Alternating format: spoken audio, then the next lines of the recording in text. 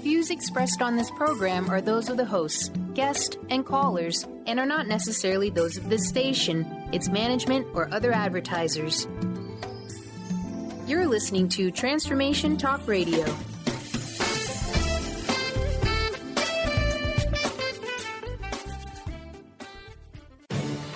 Get ready for a game changer. Sarah Westall is bringing you Business Game Changers Radio. Sarah will bring you leading experts, visionaries, and newsmakers who provide the best commentary on big issues and cutting-edge innovations. Sarah's 20 years as a business executive will help you think like an entrepreneur with expertise, energy, and attitude. Now here's your host, Sarah Westall.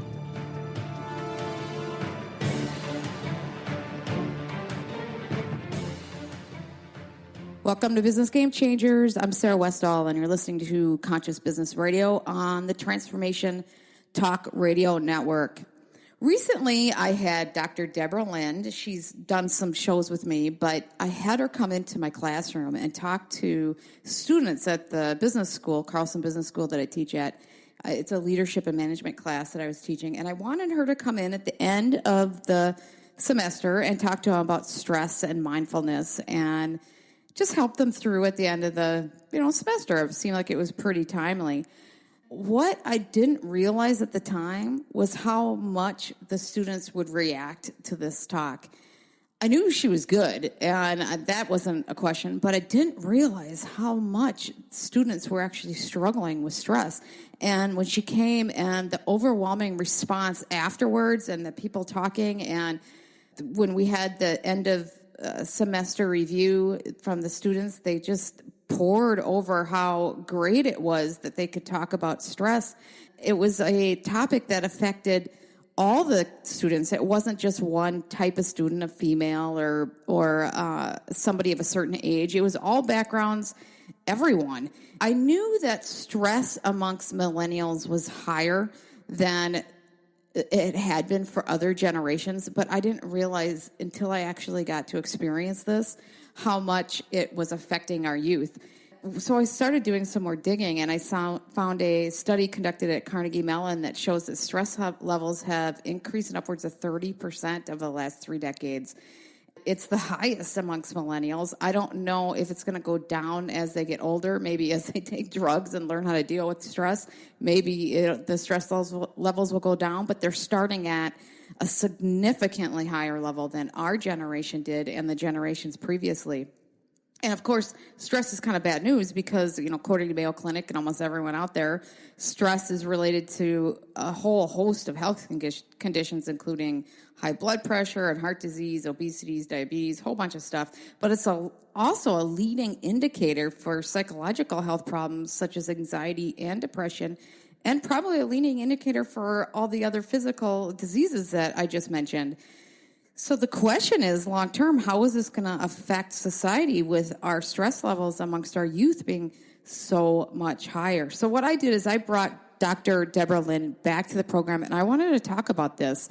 Why is it so high? What can we do? What are the ramifications? She works with a lot of executives in the business world and teaches them how to deal with stress. And so she likes to measure everything, and she approaches all this stuff differently in the sense that she likes to show the actual measurement to business executives of what they get when they turn around their stressful situation from a cost savings to their business, healthier employees, so on and so on. But this was with our youth and with millennials specifically before they reach the business world. So we talked about this quite a bit. So let's welcome Dr. Debra Lindh to the program. Hey, Debra, welcome back to the program. Hey, thanks, Sarah. Yeah, I'm so glad you're back. I really wanted to talk and really dive into the stress and the stuff that you talk about. You came to my class, which was absolutely fabulous, and talked to my students.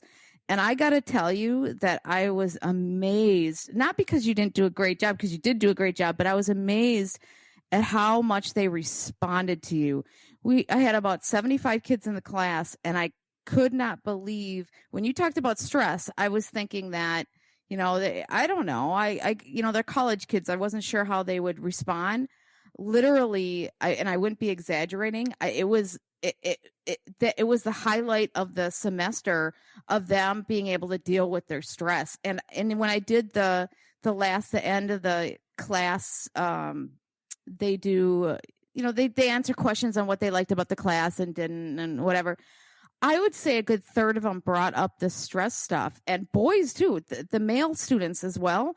And I was surprised at how important it was for them to deal with their stress, and the comments that some of these kids came up to about how stressed out their fellow students are, how stressed out they are. And I was just shocked by it, really. And are we seeing this huge of an increase all over the country on college campuses and at work? We are. One of the things that was really, I would say profound, but it really stood out, especially with, meeting with the class, was when we went around and we asked people, how do they handle stress? And to hear the stories, about stuff that they're doing and how it's not helping. It's not making anything better. It's what they go to. It's what they've learned. It's what they've seen. It's what they see their parents doing, their other friends doing. It's what they've read. And yet what's interesting is even though, that group of folks are, undergraduate students, as older adults, we're doing the same stuff. And what's interesting is I was doing some research, because I get asked this question a lot of, have things always been this bad? And why has it gotten worse? At least the perception is like it's gotten worse, right? And what's interesting I got to tell you, and I don't want to cut you off because I want you to say what you're going to say, but I just am not expecting college kids yet to feel that level of stress, because they don't have the level of responsibility that adults do, running an organization, having to provide for a family, pay a mortgage, all that stuff. Their only responsibility really, the older ones are a different thing, but it's themselves and getting good grades. You know what I mean? But keep going. So one of the things that's a challenge and that we typically do is, the phrase, there's a phrase out there is someone always has it worse. What's wrong with that phrase is that it invalidates someone else's perceived reality. So while these kids, whether we're talking about, kindergartners, or we're talking about fifth graders, or we're talking about high school students, or we're talking about college students, yes, their world is different than an adult that has, say, like a single mom, right? Has to take care of kids, has to pay mortgage, has to maybe, have more than one job. It's different, but it's not any worse or better than that person. Well, but it was real. I mean, I watched these kids. This is real to them, and that's the thing. And it's very real, and it's physical. And one of the students came up to me, and she was saying that they've done studies that the stress level of today's students is the same level that back in the, I think, 80s, you'll be able to know this stat, that psychiatric patients had. Yeah, there's, what's interesting is that there's so much statistical information. There's even stats to invalidate stats. Well, so depending on what study. Yeah, maybe that's not true. I don't know. So one of the things that I do look at is that, we do have a reality right now that 1 in 4 college kids, seek care for a mental health challenge.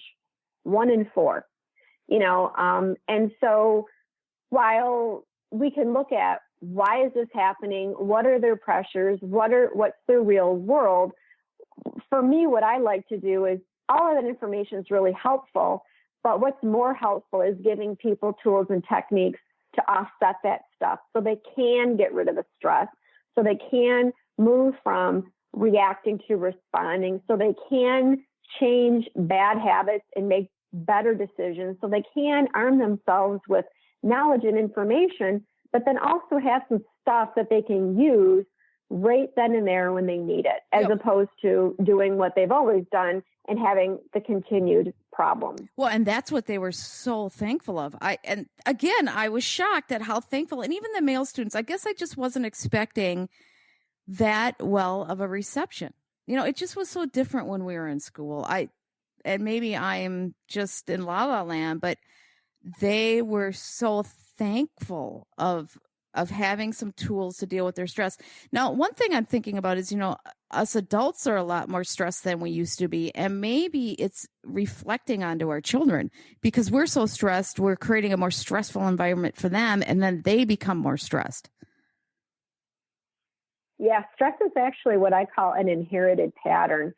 So if you think about, I'll have a gift, for example. And if let's just say sticky fingers, that's a better example, because kids right now, for some reason, are going through a lot of, colds. And I keep saying to, kids, make sure you wash your hands real well. But if I have sticky fingers and then I go touch your hands are going to be sticky. And then if you go touch somebody else's hands, their hands are going to be sticky. So you're passing on the stickiness, right? It works the same way with anxiety, depression, how we react and respond to stress. As adults, our kids are learning from us. And the other thing that I think that people would be helpful to have an awareness is that kids don't look at mom and dad or aunt and uncle, grandma, grandpa, brother, sister, cousin, and say they're doing it wrong. Kids look at parents and the adult role models and say they're doing it right. They know and I don't know, so that must be right. They just assume everything that adults do. They assume everything that adults do is the way it is. And it's the right way. Correct, because they figured it out. Right, because you're an adult and you figured it out. So I figured it all out. Right. But that's actually not, I want to say reality. It is their perceived reality, but it doesn't mean that the way that it has been done is the way to address stress, for example. So when these kids are learning from parents and role models how to offset stress, they're actually learning more unfavorable ways than they are learning favorable ways. And I have to say, getting back to a question about male students, when I do my work with male executives, I actually had someone call me, it'll be 2 weeks this Friday. And high-level executive, called me, it was 7:37 at night. It's like, hello. So it must be, a real, high-level need, because usually folks, don't call after hours. But anyway, what he called to share with me was what he learned affects his 5-year-old son. And he said to me specifically, I'm not in the role now of just saying that I'm that person's father.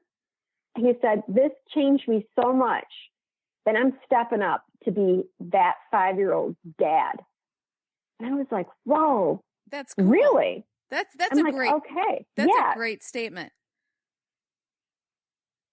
So moving from, I fathered that child, to, you know what, I'm stepping up. He's 5 and I'm his dad. And that's it. Boom. So when the mindset changes, it's amazing. When the mindset makes the decision of, you know what, enough is enough. I'm committed to doing whatever it takes. I don't want any of this anymore.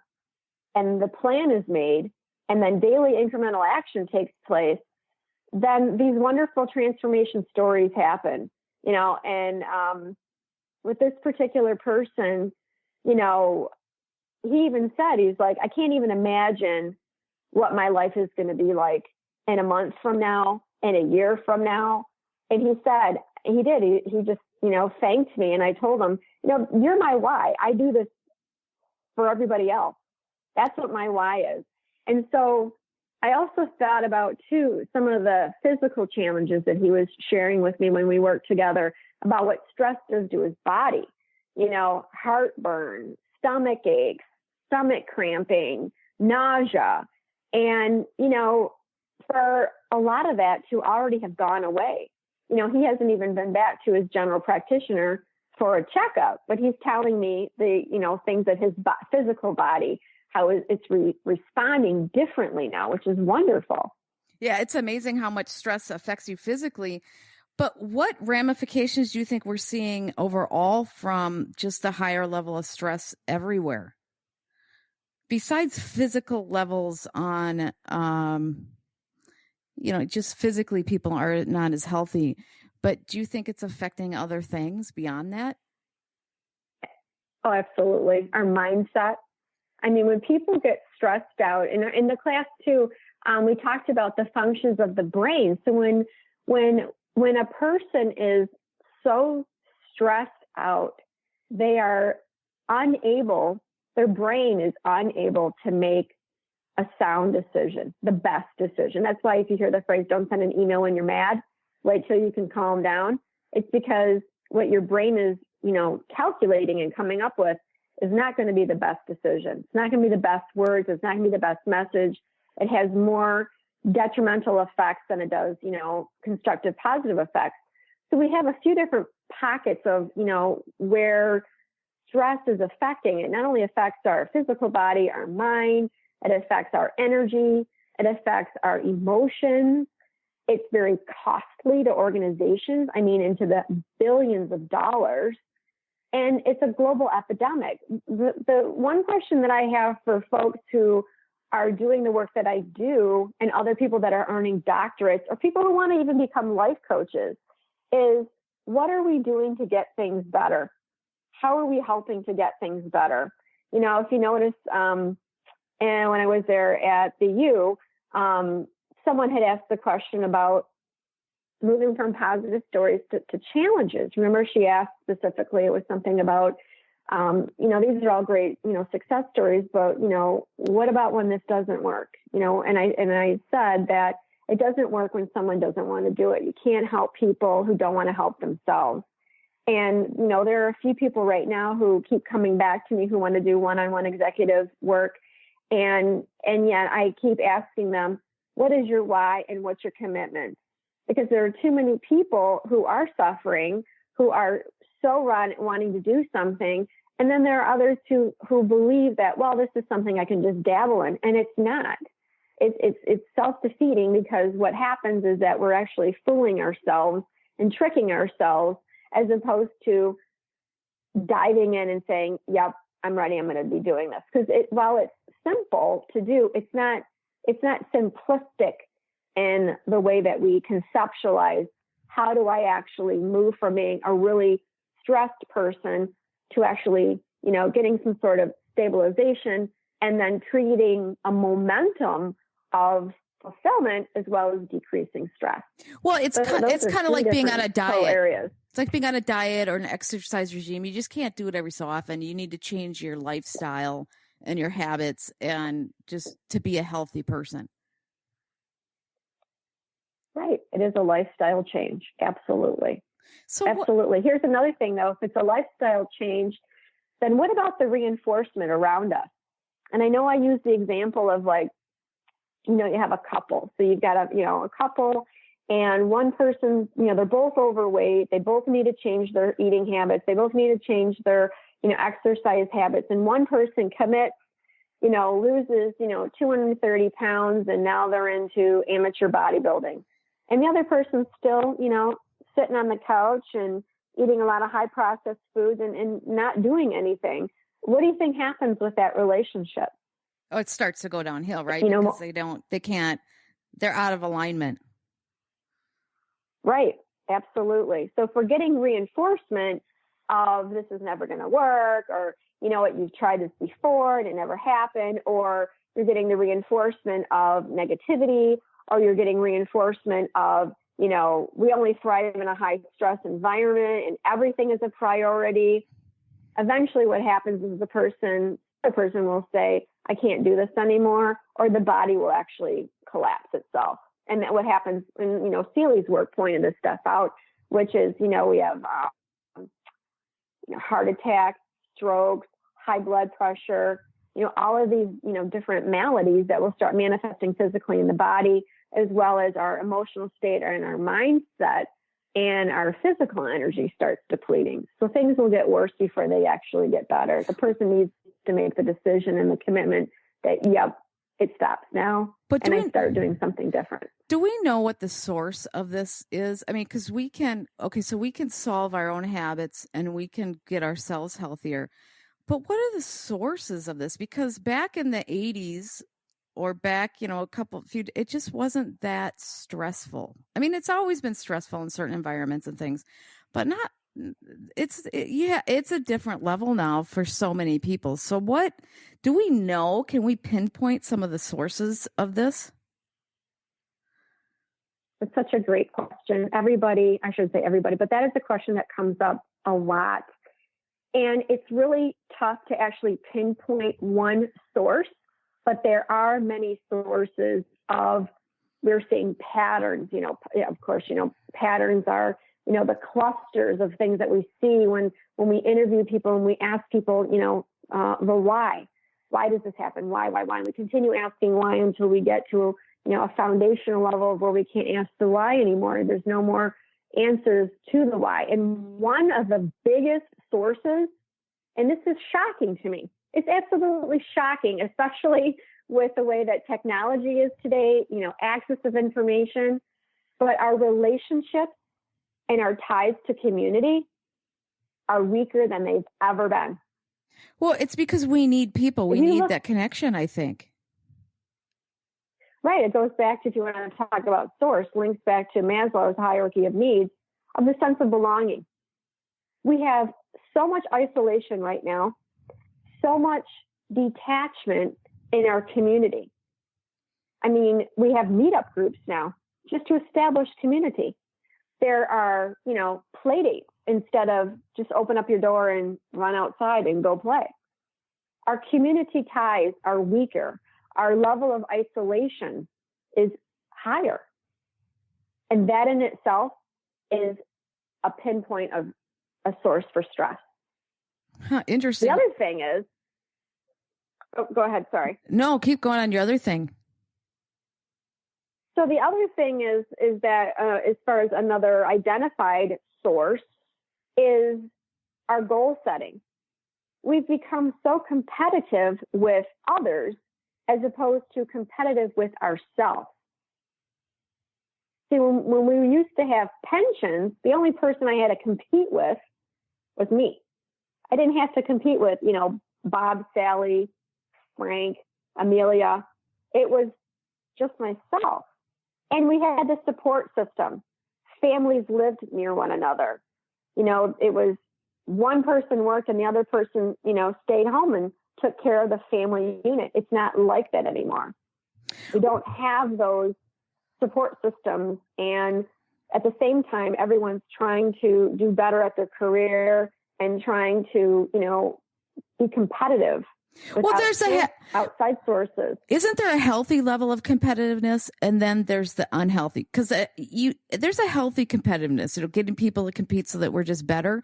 But then there's the unhealthy, because you want to compete because you are who you are, so you want to compete with yourself to be the best you can be. But when you're having unhealthy competitiveness with your neighbors on things that are materially not important, then it becomes pretty unhealthy, right? Right. So like with stress, so when people say to me things like, well, I just want all my stress to go away. Okay, well, if you want all your stress to go away, and we're speaking in absolute terms, then your heart's going to stop pumping blood and you're going to die. So we need some sort of stress. And at the same time, people need to have their awareness, real awareness, as opposed to absolute. So all or nothing, black and white, good and bad. And we need to start changing our mindset from what works well for me and what doesn't work well for me. When we look at competition, it's the same way. Isn't some competition healthy? If we look at the people who are extremely successful in competitive environments, the LeBron James, the Michael Jordans, I'm using sports figures as an analogy, because if you read anything about those folks, Richard Branson, Tony Robbins, Oprah Winfrey, Madonna, they compete against one person, themselves, regardless of what everybody else is saying, regardless of what the news is saying, regardless of, their neighbors saying. They compete with just one person, themselves, and it's intrinsic. When we start competing with external stuff, like, oh, my neighbor's got this new, M3 BMW, or, oh, this person, she has a bigger diamond than I have, or, oh, look how skinny she is and I'm not. When we start looking externally at other people, we're really covering up stuff that we really need to deal with ourselves. I mean, one of the things that's a big challenge about doing this work, Sarah, is that when I'm helping people and coaching people with dealing with their stress, usually what people want to focus on is not really what the problem is. And sometimes people just aren't ready to focus on what they need to focus on. Sometimes people aren't willing to make the decision to keep the main thing, and to be determined to do those things. Well, give me a couple examples, because I know you work with business executives all the time, and you have varying levels of acceptance, and sometimes it takes a while, and then they really dive in, and it becomes a beautiful thing. But give us some examples of some of this. For me, the ones that always stick out in my mind right away are the people of greatest resistance.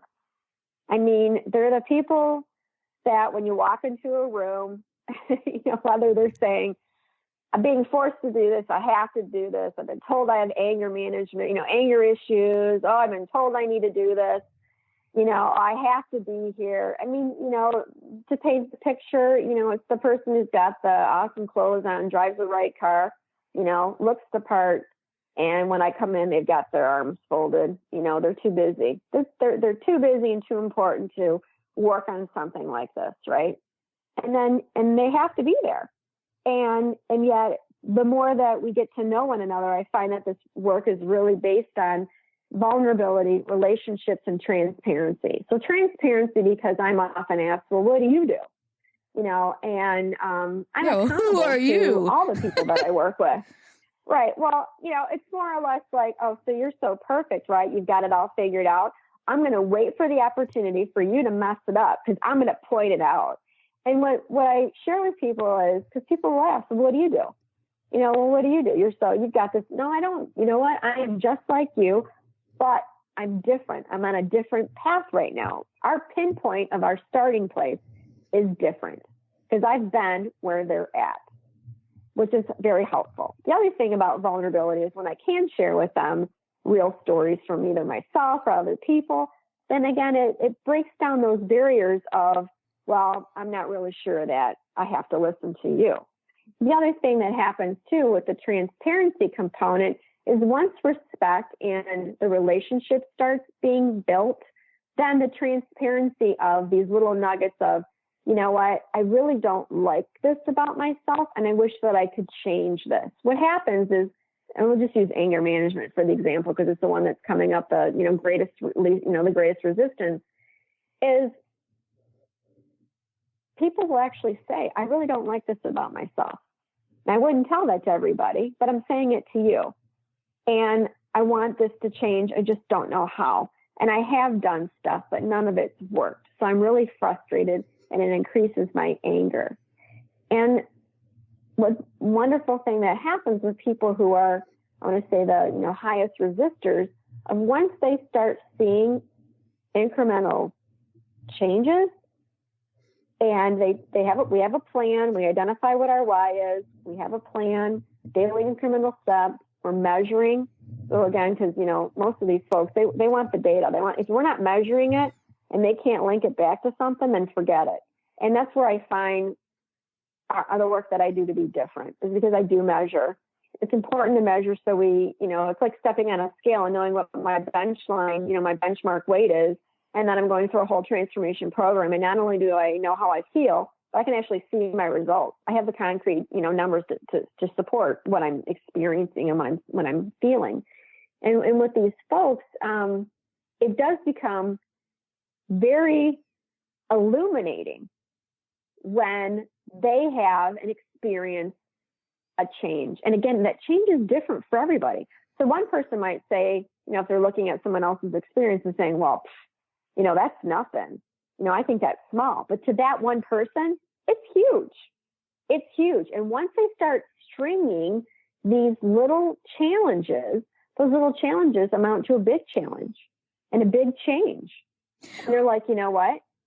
I see this. I get it. Okay, so question for you.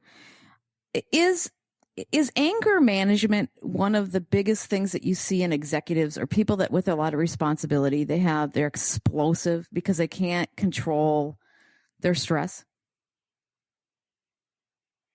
Anger management is one. And then the other one is, I don't even know how to label this one yet, but it relates to ego.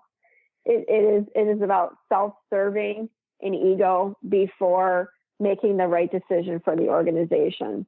And is what's that happening right now is that is really a stress-based reaction? It does cause stress, yes. Because no, but does it cause stress? But does that cause stress, or is the ego issue, where almost that narcissistic attitude, what's the chicken and the egg there? Does the stress cause the narcissistic or the ego issue, or does the ego issue cause the stress? Well, in organizations where it's coming out as the ego-based decision-making is rooted in self-worth, which is a perpetual stressor, actually, for people. It's a perpetual stressor for individuals. Yep. And then what happens is then it's like the sticky fingers. Yeah, oh, exactly. I'm now giving you sticky fingers, even though I don't want sticky fingers. I have to, maybe the other person who's getting the sticky fingers isn't, ego-driven. However, they are what we call secondary, experiencing secondary stress. So it's, I don't have the same mindset that other person does, but I have to experience the stress because we're on the same team, or because this person's my boss, or because this person's my client. Yeah. Or this person is a vendor. Okay. Well, so are there certain professions that are acutely affected by this more than others? Like four come to mind, like business executives, doctors, teachers nowadays, and veterans. I've done a lot of stories on veterans.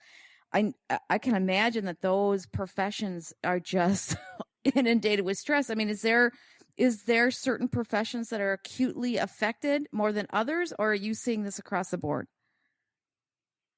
I'm seeing it across the board, and I wish that I could say that there were industries that were less affected by stress, and that there are industries that are more immune or resilient to stress, but I'm not seeing that. And the other thing that I am seeing is that there are some researchers who want to silo, this industry, attorneys have it more, orthopedic surgeons have it more, ER nurses and ER staff has it more, and, preschool teachers have it less. What we need to come back to. Or how about yoga instructors? As researchers, right. As researchers and practitioners, we know that perceived stress is a person's reality, regardless of what the data says. For some reason, we always try to bucket stuff as again, researchers and practitioners. And what I'm saying is that this is across the board. No one's stress is more or less than someone else's, because what matters is that person's reality. And that's what I deal with. And that's what I help people understand. Because once again, there are so many different little nuggets of mindsets and awarenesses of mindsets. It's illumination. I can't tell you, Sarah, what just totally blows my mind sometimes is I can sit with a person and we can do our half-hour initial evaluation, and people are saying things to me like, my gosh, you're just so wonderful. You've done so much for me already. And what I've said is, I've sat here and I've listened to you. I've heard you, validated what you have shared, because this is all true. This is all real. Whether it's been a male executive or a female executive or, husband and wife, parents, kids, to see people and to, my gosh, to have people get emotional and say, I just wanted somebody to hear me, to say that, yeah, this is actually happening. This has happened. And then the other thing that I find very valuable is when we move from a mindset of this happened to me to this happened to happening. And once those three levels of transformation occur for a person, I'll tell you, the changes that I've seen, the results that people have made for themselves is incredible. I mean, they're doing the work. I am proud and honored to be able to see and witness and experience with them these changes. Now, are you seeing huge results then, going through the industry or going through the company, the business? Is it penetrating out? Whether it's a person, yes. And what's really super fantastic about when I'm working in an organization to see, and when I say see, this is stuff that either is being reported back to me or I'm actually seeing with my own eyes, right? So the differences of relationships, for example, the changes within relationships. And what the cool thing about it is the changes that I'm seeing and that I'm witnessing in organizations go back to this one, data point that we have about our relationships and community ties are weaker. When people start doing this stuff, the community within an organization and the relationships within an organization become stronger. Is it also just more accepting of others too? You're kinder, you're more accepting, it's just your stress, when your stress level goes down, you judge people less, you're less angry, you're less ego focused. So the work on looking at acceptance and kindness, with the work that I do, I'm not focused on acceptance and kindness and tolerance. That's more of mindful meditation. And some of that's really good. Some of that really helps out in certain organizations that are, I want to say, less, every organization is results oriented. However, there are some organizations where their focus is a little bit more different than I would say a more data-driven organization. But don't you think? So there are organizations. But don't you think just by lowering your stress, it automatically does that? Because you're just not ready to pounce on people, and you're not ready to. So you're just a little more patient. Give it a little more time to figure it out. Because I'm a very data-oriented person too. I tend to be more on the side of let's get things done. I don't necessarily like some of the wishy-washy stuff, and I don't know I wouldn't want to call it that. You have a much better way of saying it. But I think that when I get stressed, I can get angry much easier. And I think just reducing that stress level for me allows me to be kinder, more patient, more tolerant of other people's ideas. And it ends up being more productive instead of me just being military, like a military dictator because I'm stressed and we just need to get things done. It allows me to slow down and accept other things, and things work so much better.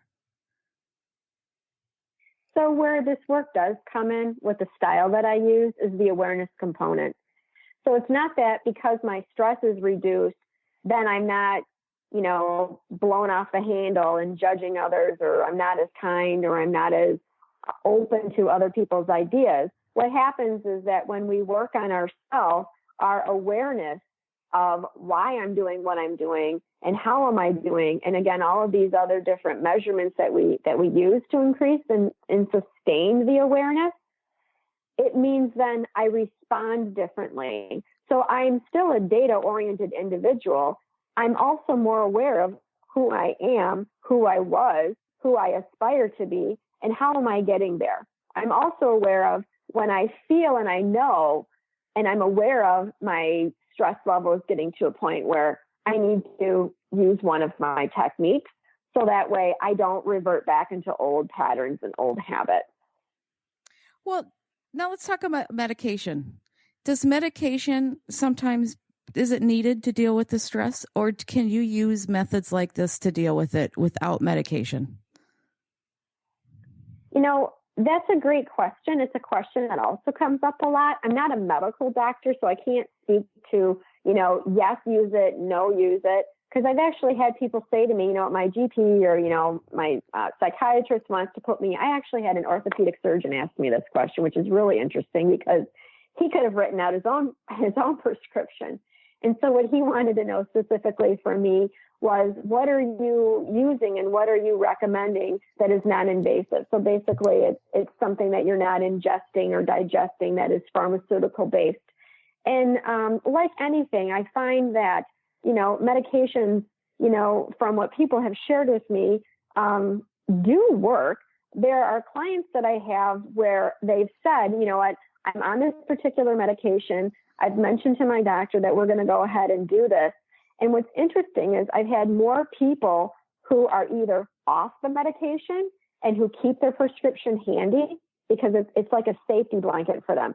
If I need it, I have it here. But I'm doing these things and they work well for me, because the side effects are something that's concerning to people. In as much, I had a psych nurse talk with me about the different tests that were available to determine which type of medications that people can take. And what I'm finding also is that people who are taking medication will say, you know what, I'm taking this stuff, I'm having a lot of side effects from it, and you know what, it doesn't help me. It's not working for me. So there are so many different variables of looking at this. The one thing that I would, and I do encourage people to look at, are what can you do right now that you know works, that is non-invasive, so that is not prescription-based. Like for myself, I have never taken any type of medication for PTSD or for stress. I've done everything what I call natural, and that's the way that I wanted to do it for myself, because of the side effects, because of the long-term effects, because of the dependencies, and also because I know how my body reacts to medications. And so I knew that it's not just one way of making a chocolate chip cookie. This is where, again, this awareness, the illumination is when people share with me their story and they say, oh no, I've got to take this. Oh, so-and-so said I have to do this. And I'll ask them, what's your favorite chocolate chip cookie? Tell me what it's like. And everybody has a different one, by the way. Some people are like, ooh, I like mine thin. It's got to be thin and crispy. Other people have shared like, oh no, I like more of a cake one. I mean, I've even had people share with me. I mean, it's like all kinds of different chocolate chip types of cookies, right? And then you ask them the question, is yours the right one? Yep. This is the best in the world, right? And how many different recipes are there for making chocolate chip cookies? Hundreds of thousands, right? Our bodies are different. Our physiological bodies, the way that we respond to stuff is different, whether we're talking about the sunshine or we're talking about medication, or you're talking about, do you like grapefruit versus oranges? We're looking at citrus. Our bodies respond differently. So what we do is we find out what works. I mean, right now I'm doing a mindful eating workshop right now. It's online. We're measuring 4 different things. It's the 4 pillars of stress. It's those 4 principles. And it's amazing to hear people's results right now on weight loss, just based on this mindful eating program that measures 4 different things. That's it. What does it measure? 4 things. So it measures when there's different times, like for example, before, like right when you're eating, and then a period of time after you eat, and then right before you're getting ready to eat your next meal. So just being mindful of what you're doing? No. So, not yes and no. So mindful eating is, again, defined differently for a lot of people. And mindful eating with mindful effect, it's more than, okay, I have this, wonderful, cup of pho or a bowl of pho in front of me and it smells wonderful. And, I'm putting it in my mouth and I can feel it going down my throat. For some people, that's what mindful eating is about. For me, again, I'm looking at results. Okay. I'm looking at, how does what I just ate and what I'm eating affect my physical body? How does it affect my mindset? How does it affect my emotions? And how is it affecting my energy levels? And so when people go through my mindful eating course, they get an entire workbook on, okay, for the next 6 weeks, you have all your tools. We're going to create your menus. Everything's all set to go. You're just measuring these 4 things, and then we're adjusting. If someone says, you know what, I had this and I felt terrible afterward. I had a headache. I had a stomach ache.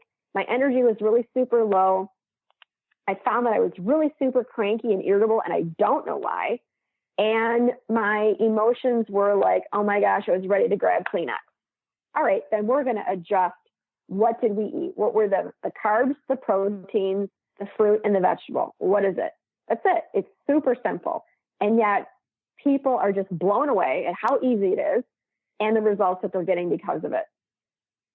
And there's no weigh-in measurements and all this other stuff. It is literally just based on those 4 principles. Trying to figure out what foods your body wants and how it reacts properly or not properly with it. If you can't digest meat very well, then don't eat the meat, or certain types of meats you can't digest. You don't want to be eating those. Or, some people can't eat apples, or there's certain fruits you can't eat. So that's what you're looking at. I didn't even know, you know what? I didn't even know mindful went as far as to think about food going down your throat and stuff like that. I didn't even know it goes out there. So to me, what you're doing is mindful. There's some real fun stuff. I mean, John Kabat-Zinn, he's the famous one with eating this raisin. You take the little raisin, you're looking at it, it's in your hand, you're using your senses of sight. Then you put it in your mouth and you're holding it still. And that's that is a meditation exercise of eating. And again, one of the cool things that you just said too was about the meat, right? So if I'm eating meat, how do I adjust which meat I'm eating? So what I found is that people have said things like, I can't eat chicken. Oh my gosh. I just cannot eat any poultry at all. But boy, they can eat beef. It's because their body's just not, because their body's not responding properly. Like they might not, they're in the bathroom a lot more or whatever. Some people have said if they eat beef that they feel like they have something so heavy in their stomach that they just feel terrible. And then they have brain fog. They can't focus at work because they had the hamburger, without the bread. I mean, people are really, when they get into this, I mean, they're coming back with feedback that is just like, okay, look, I know I can eat this. And I feel like, yep, I'm ready to do a marathon. My mind is so clear. I'm focused. I've got high energy. I'm feeling good about myself. My self-talk is positive. But boy, if I eat something else, and they've identified what those things are, you know what? Can't do it. Cannot absolutely do it. I'm sluggish. I want to go take a nap. I'm cranky. I don't want anybody talking to me. Well, and this is what you try to teach athletes. I don't want to listen to myself. Well, this is what you're trying to teach athletes, right? Because, I've coached for about 15 years, and you try to teach the players, the athletes, well, how are you responding? What are you eating before you participate or before that game? What makes you feel better and more alert when you're playing? And it's the same thing for performing on anything, right? So if you're eating fruit that really makes you alert and play better versus, I remember anytime I had like sausage it was terrible. I am not someone that should be eating that stuff. And so it really is, you need to understand your body so that you can perform. And I think that's like, athletes really need it because it can make the difference between winning or not winning, or, getting those extra goals or whatever you're doing. It's about optimization in those 4 areas. And the other thing is, if you take it off the field, right? So this is what the Seattle Seahawks did. The beauty of this stuff is everybody knows what they need to do. And we need systems to help people. So like, for example, when people will say, well, you need to lose 10 pounds. Okay. You need to have menu planning. Okay. Can you give me some examples so I don't have to invent the wheel or sit down and take time to do this? Because sometimes what happens is that people get deer in the headlights. It's like, okay, where do I start? And when you have a place where you can get these tools, and then, first thing we do, after the intake is we always it's like we're doing planning right away. We don't do anything until we get the plan done. Once the plan's done, then guess what? We're good to go. It's about optimization in those 4 levels. Now, if you can imagine people at work working at their optimal performance with their body, their mind, their emotion, and their energy.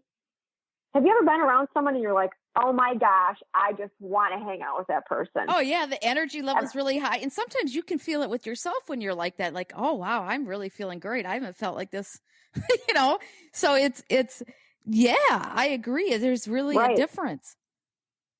And then what happens with this optimization is it links back again to the status and quality of our relationships, whether it's at work, at the home, at church, in our communities.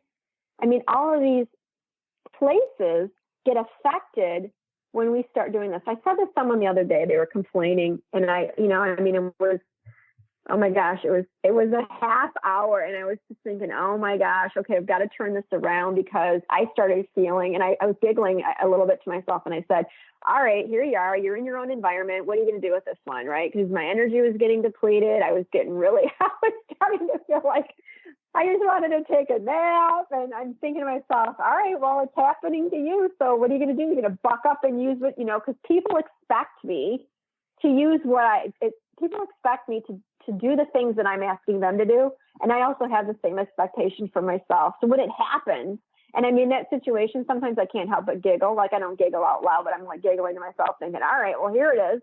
You know what you can do? You're going to buck up and use it? Of course you are. And so what was interesting with this person was I said, all right, so now you shared all this stuff with me, which I greatly appreciate. I hear what you're saying. I see all these challenges. And I said, so you want change, right? So how are you going to be the change? And the guy just looked at me, and I thought, I'm not saying a word. You need to talk next. How are you going to be the change? If you want change, then you need to be the change. Can't expect everybody else to change, and then you'll change. And I didn't. I didn't say anything. And it was like, I felt like it was a stare down contest, And I'm sitting there, and I kept thinking, I'm not saying a word. I am not saying a word. You need to say something to me, and then we can talk about this. And it was like sitting with a six-year-old kid doing a stare down. And finally he said, well, isn't that something? Isn't that something? And he said, you've been telling me all these weeks that it's an inside job. It's an inside job. It's an inside job. And he said, and then he sighed, and then he said, I guess I got to be the one, to make the first step. And I said, that's right. You got to be the first one to make the step. That's what we're working on right now. That's excellent. But that's excellent, though, because if you want change, you have to be the change that you want to see. Now, once you start changing and you're that way, now it's a different level of a problem. But you're not going to make the change if you can't do it yourself. Right. And, the other thing about this one, too, I want to note is that we're working on a different time zone. So this is someone in Australia. So, I mean, we're talking, it's different time. So I know that the time does affect, both me and this person when we're talking. And yes, half an hour. And I'm like, okay, you got it out. I get it. Some people like to journal. Other, they're more internal processors. Other people are external, which I find most of the people that I work with are external processors. So I get these phone calls, like they'll call me, hey, I just want to let you know, I had a breakthrough today. And it's like, 30-second phone call just to tell me about their breakthrough. Okay, I gotta go. I hope your day's great. It's like, thanks. Okay, good. And then we'll have these really, and then we'll have these occasional 30 minutes, 15 minutes, 20 minutes where I'm like, okay, I'm listening, yep, doing, the listening. And then it's, okay, well, you want all this stuff to change. Okay, so what are you going to do about it? How are you going to be the change? And again, sometimes it comes out to be, this is we're doing Skype scare contest. I'm thinking, I can't tell you the answer. You have to have the Descartes moment yourself. One thing that I will say for people who are listening about, well, I want to do something, but I'm not sure. Or, can you just tell me the answer? What I find is that when people are given tools and they are building their own plan, and, of course, we're co-creating it, the success rate just skyrockets. Where the success rate does not skyrocket is if a person tells another person what they think they need. People know what they need.